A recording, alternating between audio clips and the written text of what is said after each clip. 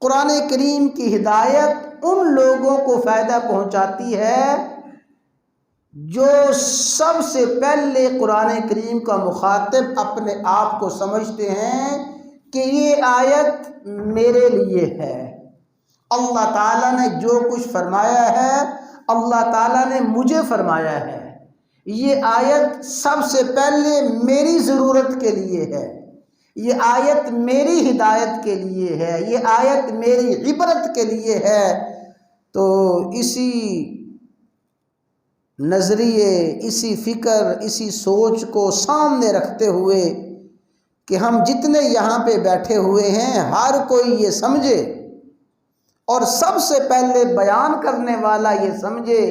اللہ تعالیٰ نے جو کچھ فرمایا میری ہدایت کے لیے ہے، سننے والے یہ سمجھیں کہ جو کچھ ہے میری ہدایت کے لیے ہے۔ جب قرآن کریم کا مخاطب ہر شخص سب سے پہلے